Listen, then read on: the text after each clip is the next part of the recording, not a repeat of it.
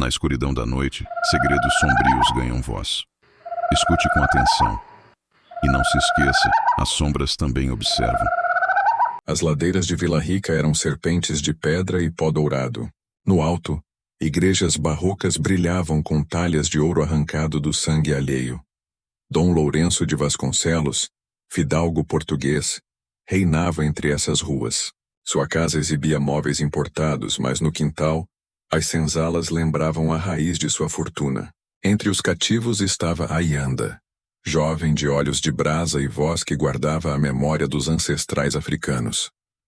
Nas minas, ao amanhecer, homens cavavam lama e pedra, picaretas tilintando como sinos fúnebres. Dom Lourenço observava do alto do cavalo, ávido pelo ouro que escorria da terra. O padre Bartolomeu aproximou-se, cruz ao peito. O Senhor lhe dá riquezas, mas observa, não há bênção sem preço. Dom Lourenço riu. Para o pago dízimos, o resto é meu por direito. Ayanda ergueu os olhos e por um instante o fidalgo sentiu-se observado por algo maior que ela. À noite, nas senzalas, cantos em Iorubá ecoavam. Ayanda falava de espíritos que atravessam oceanos, de maldições que se grudam ao ouro até torná-lo veneno. Dom Lourenço sonhou com rios de ossos rolando pelas ladeiras. No meio da praça, Ayanda lhe dizia: o que é tirado da terra volta para ela. Despertou suando. Ao seu lado, a senhora Rosaura tremia em febre, como se também tivesse ouvido o aviso. O sol ainda não despontara quando Dom Lourenço foi chamado às minas. Um escravo havia desmoronado dentro do túnel estreito, soterrado por terra e pedras. Não era raro. Corpos ali eram tratados como ferramentas quebradas. Mandava-se outro cavar e a vida seguia. Mas Ayanda estava lá. O rosto manchado de poeira, o olhar fixo no vazio. Ela murmurava em sua língua palavras que ninguém entendia. Um lamento misturado à raiva.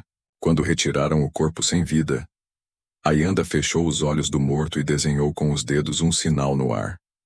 Dom Lourenço observava de longe. Aquela mulher não se curvava. Nem o peso das correntes arrancava dela a altivez. Naquela noite, ao regressar, a imagem dela o perseguiu. Na casa grande, a senhora Rosaura tossia sangue em lenços de linho. Pálida, cada vez mais ausente, murmurava orações intermináveis, como se quisesse afastar sombras que só ela via. Dom Lourenço, incapaz de suportar a decadência, buscou refúgio no quintal. Ali encontrou Ayanda recolhendo água. A lua iluminava suas feições como prata. Ele se aproximou sem pensar. Canta de novo.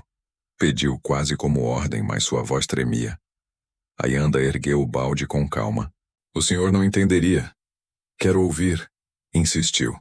Ela começou a entoar baixo. Uma melodia grave que parecia vir das entranhas da terra. Dom Lourenço sentiu um arrepio subir pela espinha, como se cada nota despertasse algo adormecido. Antes que percebesse, segurava a mão dela. Ayanda não recuou. Apenas o fitou, os olhos firmes.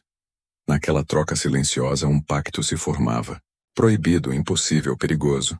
Dom Lourenço sabia. Ayanda também. Mas naquela noite, a promessa foi quebrada. A de que senhores e escravos jamais se misturariam. A de que o ouro comprava silêncio eterno. Do outro lado do muro, alguém os observava. Gasparino, o filho renegado de Lourenço, sombra de sangue e ódio, viu a cena, e sorriu com rancor, guardando para si o segredo que em breve se tornaria faca. As noites de Vila Rica pareciam sempre úmidas, cheias de neblina e segredos. No terreiro improvisado atrás das senzalas, Ayanda acendeu pequenas chamas com gordura e ervas. Os outros escravizados se juntaram em círculo, silenciosos. Não era apenas canto, era invocação. Ela erguia as mãos, os olhos voltados para o céu carregado de nuvens. As palavras saíam em Iorubá, firmes como se fossem lâminas cortando o ar. Falava de orixás que não abandonam seu povo. Falava de sangue derramado injustamente, pedindo equilíbrio. Mas equilíbrio em tempos de ouro vinha sempre com dor. Dom Lourenço, em sua cama larga, sonhou de novo. Desta vez não eram rios de ossos.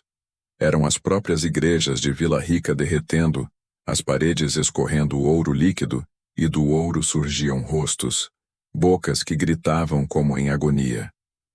Ele acordou tremendo. Ao lado, Rosaura chorava em delírio febril, dizendo ter visto almas caminhando no corredor. Na manhã seguinte, um escravo encontrou morto o capataz mais cruel da mina. O corpo estava rígido, os olhos abertos, a boca suja de terra como se tivesse engolido o chão. O povoado murmurava sobre castigo divino. Padre Bartolomeu correu para rezar pela alma do morto, mas sua voz falhou diante do olhar de Ayanda, que o encarava sem medo. Gasparino, o filho bastardo, caminhava entre as sombras. Vira o toque entre seu pai e a escrava. E agora via o medo tomando conta da casa grande. Para ele era sinal de fraqueza. Sorriu em silêncio. A maldição que Ayanda trazia nos olhos poderia ser a chave da sua vingança. Na noite seguinte, o vento soprou forte. Na senzala, Ayanda novamente chamou os ancestrais. Os tambores improvisados soavam graves, cada batida ecoando como coração antigo. E no centro do círculo ela prometeu em voz alta: o ouro que rouba sangue trará sangue. Nenhum homem ficará impune. E os que a ouviram acreditaram, porque naquela mesma madrugada, os sinos da matriz dobraram sozinhos, sem mão humana que os tocasse. A morte do capataz espalhou rumores como pólvora. Uns diziam que tinha sido castigo de Deus, outros que feitiçaria africana. Vila Rica fervia em cochichos. Mas o ouro não parava de sair da terra, e o trabalho prosseguia, ainda mais brutal. Dom Lourenço andava inquieto. O medo o roía por dentro, embora jamais admitisse. Nos salões da casa grande andava de um lado para o outro, ouvindo os soluços da senhora Rosaura. A cada noite ela piorava. Febre, delírios, olhos perdidos que enxergavam vultos onde só havia sombra. Lourenço, murmurava ela, os lábios secos. Eles estão dentro da casa, andam no corredor, chamam por mim. Ele fingia não ouvir. Enquanto isso, Gasparino, o filho renegado, crescia em silêncio como erva daninha. Ninguém o nomeava, ninguém lhe dava assento, mas todos sabiam quem era. O bastardo espreitava os encontros proibidos entre Ayanda e o pai, alimentando-se daquela fraqueza. Observava como Lourenço, antes tão soberbo, agora se deixava enfeitiçar por uma escrava. Gasparino via nisso uma oportunidade. Certa noite seguiu Ayanda até o terreiro. Os cantos em Iorubá se elevavam.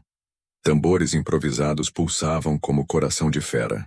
Ele a viu de braços erguidos, chamando orixás para proteger os seus. Mas no íntimo, Gasparino pensava: essa chama pode ser minha arma. No dia seguinte, Dom Lourenço ordenou escavações mais profundas na mina. O ouro parecia rarear, e o fidalgo, cada vez mais aflito, exigia mais. Homens foram jogados dentro de túneis úmidos onde a luz mal entrava. O ar era pesado, misto de suor e morte. Muitos não voltaram. Foi então que Ayanda enfrentou o Senhor em plena luz do dia. A terra já sangra, disse ela firme diante dele e de outros escravizados. Se cavar mais, o sangue cobrará. Lourenço sentiu a raiva subir. Cala-te, mulher. Ergueu a mão para bater, mas conteve-se. Os olhos dela o paralisaram. Não era medo que trazia no olhar, mas um poder antigo. Ele recuou envergonhado, sem entender por quê. Gasparino assistiu a tudo. Sorriu. Agora tinha certeza. Ayanda não era apenas mulher. Era a chama que consumia. E seu pai estava preso ao fogo.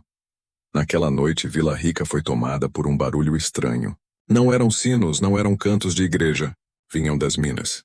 Um som grave, como se o próprio chão gemesse.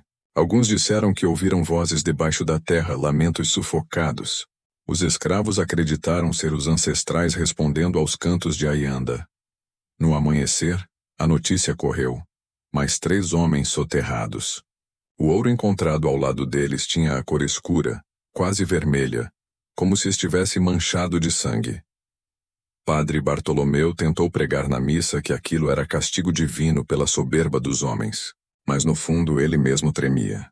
Ao olhar para o altar coberto de ouro, sentia como se as paredes da igreja respirassem pesadas como carne. Dom Lourenço passou a beber mais. Entre goles de vinho buscava Ayanda no silêncio da noite. Tocava nela com desespero, como se pudesse extrair dela a paz que o ouro lhe negara. Ayanda, dividida, aceitava o toque, mas depois se voltava ao luar chorando baixinho. Sabia que nenhum amor com o Senhor podia ser puro, ainda que houvesse sentimento real. E Gasparino, Ele esperava. O bastardo caminhava pela cidade espalhando rumores, atiçando o medo. Dizia com um sorriso venenoso que a escrava Ayanda tinha poder sobre o Senhor, que ela trazia maldição para todos. Cada palavra era veneno derramado em ouvidos ávidos por superstição. O ouro brilhava, mas Vila Rica começava a cheirar a podridão. O povo falava em almas que vagavam pelas ladeiras à noite. E nos sonhos de Dom Lourenço o ouro derretia e escorria pelos dedos como sangue quente. No alto das montanhas, a lua cheia parecia observar a cidade como um olho imenso. E Ayanda sozinha na senzala prometeu em voz baixa: se o ouro é maldição, ele arrastará consigo todos os culpados. E o vento soprou forte, levando suas palavras pelas ruas, como se os mortos já ouvissem. As manhãs em Vila Rica já não tinham a mesma leveza. O sino da matriz tocava, mas ao invés de chamar para a missa parecia anunciar desgraça. O ouro continuava a sair da terra, mas cada punhado parecia custar mais vidas. Os padres, em vez de apaziguar, alimentavam a obsessão. Irmão Bartolomeu mandou cobrir de ouro a talha do altar-mor. Quando os fiéis entravam na igreja, a claridade refletida cegava os olhos. O povo murmurava que aquele ouro ainda escorria sangue, que as paredes guardavam gritos de escravizados mortos nas minas. Numa tarde, ao ser entronizada uma nova imagem de santo, aconteceu algo que fez até os mais devotos tremerem. Durante a procissão, a estátua foi erguida sobre o andor coberto de panos vermelhos. O peso parecia insuportável. Homens fortes mal conseguiam sustentá-la. E então, diante da multidão, uma rachadura abriu-se na base. Do interior escorreu um pó dourado misturado a algo escuro.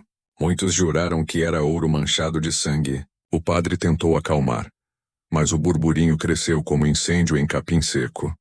Ayanda estava presente. Seus olhos faiscavam. Murmurou em sua língua: os ancestrais não dormem. À noite, na senzala, reuniu seu povo. Acendeu fogo, espalhou folhas e cinzas, cantou em Iorubá.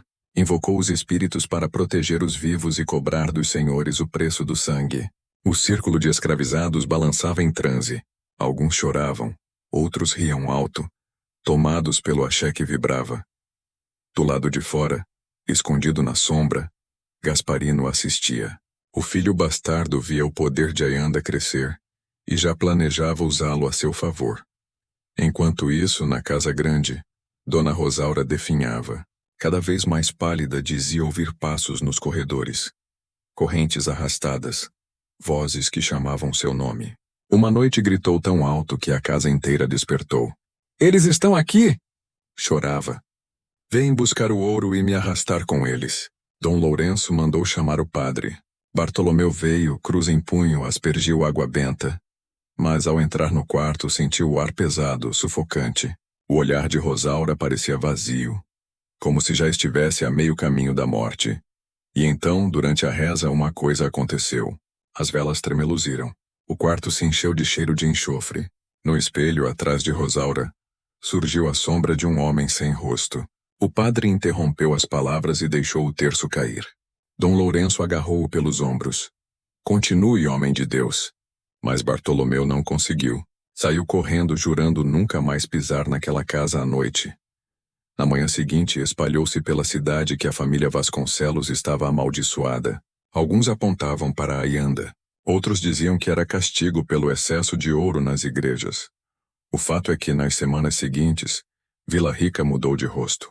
Os sinos dobravam sozinhos. Ossadas foram encontradas quando abriram novo terreno para a construção de capela. Ossos misturados a pedras de ouro, como se a terra tivesse engolido homens e cuspido restos junto da riqueza. Gasparino, aproveitando o medo geral, espalhou a palavra. Ayanda é feiticeira. Tem pacto com os mortos. Meu pai caiu na rede dela. Se nada for feito, a cidade inteira arderá. E a população, faminta de culpados, começou a acreditar. Naquela noite, Ayanda olhou o céu estrelado e falou com voz firme, para ninguém em especial: o que começou não pode mais ser detido. O ouro se tornará ossos e os ossos ouro, e todos vão pagar. A brisa fria que desceu das montanhas parecia concordar. O rumor tornou-se certeza. Vila Rica estava amaldiçoada. As minas já não devolviam apenas pedras brilhantes, mas cadáveres. Cada túnel novo parecia esconder um túmulo antigo. A cidade inteira respirava medo. Foi numa manhã de neblina que a desgraça se mostrou em escala maior. Do mercado, subindo pelas ladeiras, veio o alvoroço. 3 escravizados haviam sido retirados da mina com os corpos inchados, cobertos de manchas negras. Ninguém sabia se era doença ou feitiço. As mulheres se benziam, os padres gritavam penitência. Mas o terror crescia. Logo outros começaram a cair, febris, delirando, tossindo sangue. A peste havia chegado. Os sinos das igrejas dobravam quase sem parar. A cada toque, mais um morto era levado em esquifes apressados, envolto em lençóis. As valas se multiplicavam nos arredores.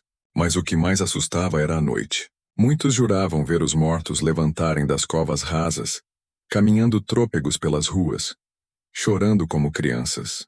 Os cães latiam sem descanso. Dom Lourenço tentava manter a postura de senhor, mas o medo corroía seus ossos. Bebia até cair.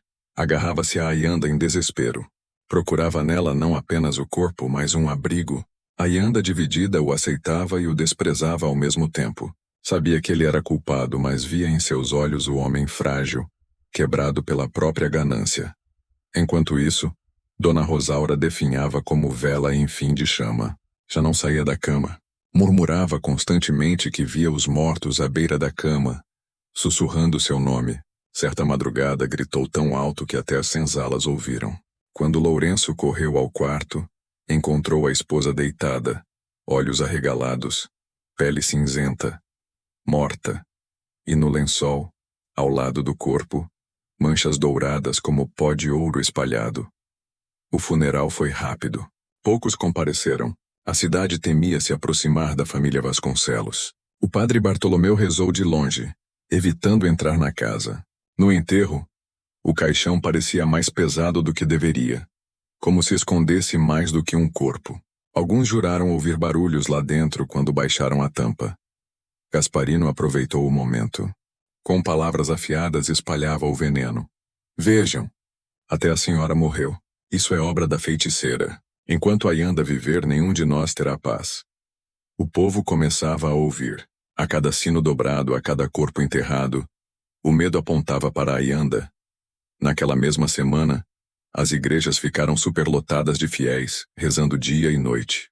Mas o ouro nas paredes parecia zombar das preces. Havia quem dissesse que, à luz das velas, as talhas douradas se mexiam como carne viva, como se os santos chorassem sangue.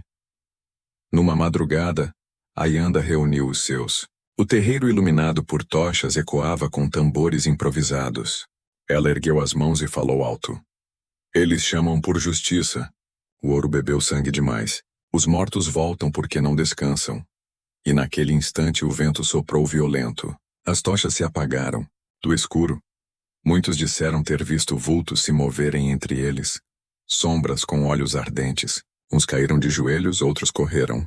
Ayanda permaneceu firme, cantando. Na manhã seguinte, corpos foram encontrados pelas ruas. Não havia ferimentos, mas estavam pálidos, os olhos abertos, como se tivessem morrido de susto. Ao redor de alguns havia marcas no chão, círculos desenhados em pó dourado. O boato se tornou verdade nos lábios do povo. Os mortos caminhavam à noite. Vila Rica não era mais cidade, mas purgatório. Dom Lourenço, devastado pela morte da esposa e pelo medo dos mortos, abraçava a Ayanda como se ela fosse a única âncora. Mas Gasparino observava, paciente, esperando o momento certo de cravar a faca. Na escrava, no pai, em quem fosse preciso. O ouro reluzia, mas cada grão parecia um olho a espiar. E todos sabiam. O julgamento das almas estava apenas começando. As ruas de Vila Rica estavam em silêncio forçado. O barulho das picaretas nas minas continuava, mas já não tinha o mesmo ritmo. O ouro saía sim, mas em meio a prantos, tosses, febres e covas abertas às pressas. O povo já não sabia se temia mais a morte pela doença ou pelas almas que, segundo testemunhas, rondavam ladeiras depois da meia-noite. Na casa grande, Dom Lourenço parecia um homem em ruínas. O vinho não lhe dava paz, e o corpo de Ayanda era o único lugar onde ele ainda encontrava calor. Não era só desejo, era dependência. Tocava-a como quem se agarra a um amuleto contra a loucura. E a Yanda, dividida, oscilava entre a repulsa pelo senhor e um sentimento torto, quase piedade, que a impedia de abandoná-lo por completo. Numa noite de lua minguante, ele a puxou para o quarto. A vela iluminava o rosto cansado do fidalgo. Seus lábios tocaram os dela com desespero, como quem pede salvação. A Yanda por um instante correspondeu. Um beijo carregado de medo e raiva, de paixão proibida e maldição inevitável. Mas no vão da porta alguém observava. Gasparino, o filho bastardo, assistia à cena com um ódio que ardia como brasa. Não odiava apenas o pai, mas também a Yanda por ocupar o espaço que ele julgava seu. Se o ouro não matou meu pai, será meu punhal a fazê-lo, pensou. Na madrugada, Lourenço caiu em sono pesado. A Yanda, deitada ao seu lado, despertou com o som dos cães latindo. Ao sair do quarto, viu Gasparino parado no corredor, uma lâmina curta na mão. Seus olhos brilhavam no escuro. Bastarda feiticeira, sussurrou ele. Enfeitiçou meu pai, mas não me terá. A Yanda não recuou. O ódio que carrega é maior que você, Gasparino. Ele vai te engolir. O rapaz avançou, mas no mesmo instante um vento gélido varreu o corredor. As velas se apagaram de súbito. O ar se encheu de cheiro de terra úmida, como de cova recém-aberta. Gasparino parou, a lâmina trêmula na mão. Ao fundo, passos lentos soaram. Vozes baixas murmuravam como lamento. Os mortos estavam ali. A Yanda fechou os olhos e começou a entoar cânticos em Iorubá. Sua voz encheu a casa com cadência grave. Gasparino tentou gritar, mas a lâmina caiu de sua mão. Uma sombra alta, sem rosto, surgiu atrás dele, e o jovem fugiu tropeçando em pranto como criança assustada. Dom Lourenço despertou com o tumulto. Encontrou a Yanda sozinha. O corpo dela ainda trêmulo, os olhos marejados. Ele a abraçou com força. Não me deixe, pediu quase chorando. Se for maldição, fique comigo até o fim. A Yanda encostou a testa no peito dele. O coração de Lourenço batia rápido, desesperado. E ela, que jurara nunca se render, chorou em silêncio, pois sabia que aquele amor impossível já era maior que sua resistência. Mas os ancestrais não se esquecem, e o ouro exige pagamento. Na manhã seguinte encontraram Gasparino escondido na cidade, olhos fundos dizendo ter visto os mortos caminharem atrás dele.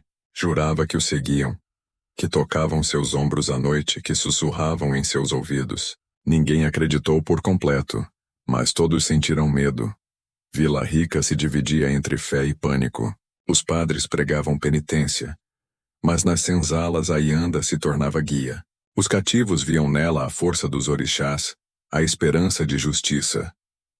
E no coração da Casa Grande, Dom Lourenço e a Yanda viviam um romance condenado. Beijos roubados em meio ao desespero. Promessas feitas em sussurros como se tentassem enganar a própria morte. Mas a lâmina de Gasparino ainda brilhava no escuro. Ele não esquecera, e a cidade, tomada pelo medo, começava a pedir sangue em troca de paz. O sino da matriz dobrou com uma fúria metálica, anunciando mais um cortejo. A cidade inteira parecia viver em luto permanente. Vila Rica já não se distinguia de um imenso cemitério. Covas abertas às pressas, velas derretendo até o fim, cruzes improvisadas em cada canto de morro.